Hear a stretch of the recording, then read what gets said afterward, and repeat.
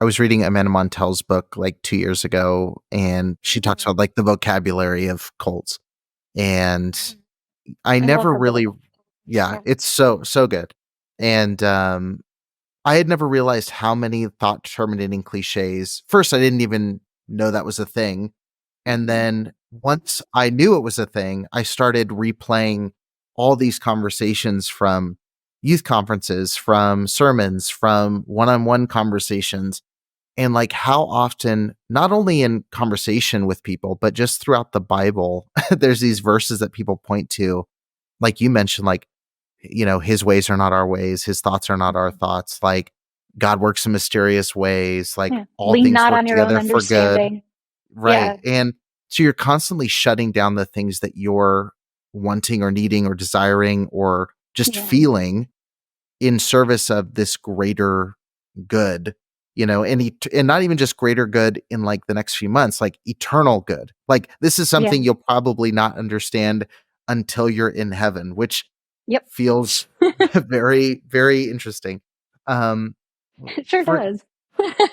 for you, your brain seems to operate at a level where you're constantly asking these questions, like from an early age. Like you're working through these kinds of things in your head, but also holding to the belief system because it's foundational to how you were raised. Like you're believing that there's hell and you have the fear associated with that, but you're also questioning like, how could this be the case? And so these two things seem to be at war inside you throughout, especially early childhood.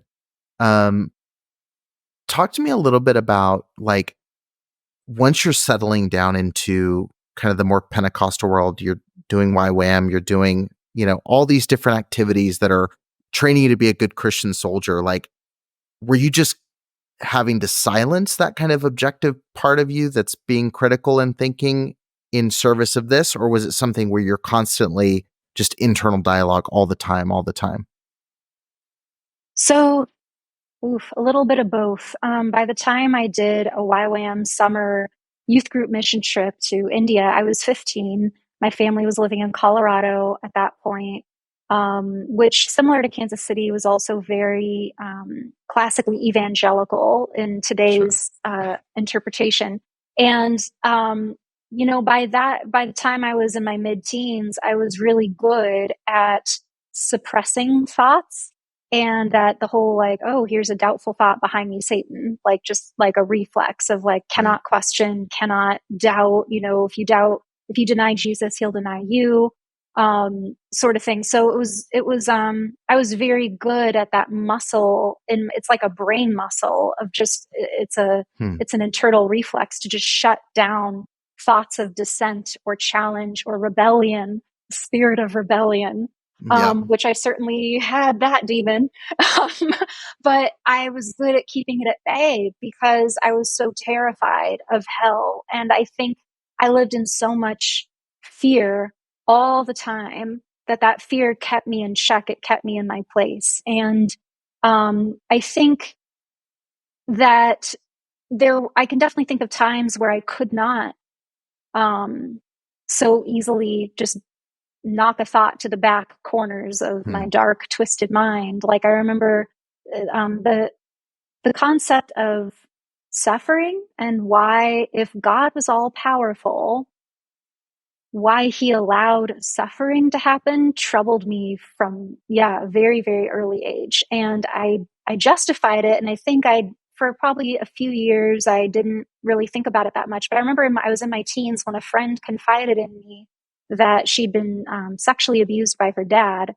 Hmm. And I remember sitting there. I was about 15 or 16, and I was just humanly moved by her story and feeling overwhelmed with anger and compassion on her behalf.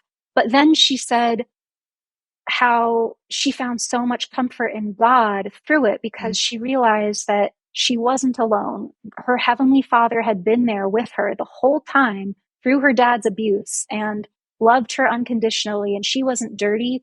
God God loved her.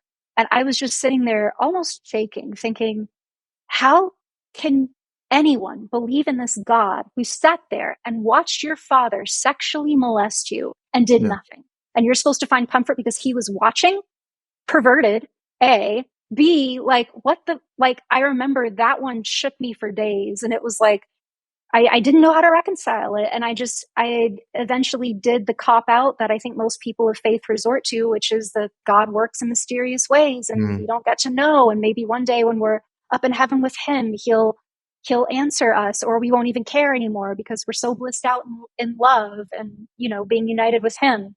I don't know, but like certainly things like that, it's always been and continues to be suffering that it completely invalidates the idea of an all-loving, all-powerful being who gives a shit about us. So I just don't observe. I just think if that were the case, the world would just look differently. So I just don't observe evidence for that. And I am no longer able to muster up faith. I don't know how many brain cells I burned trying, but I can't do it anymore. And I refuse to. And I'm way happier now as an atheist than I Sure. ever was, even just as a spiritual person, because a lot of spiritual ideologies outside of Christianity and other traditional religions still have their own thought stopping cliches and, Yeah. you know, go to trite isms to basically cover up the fact that we don't know.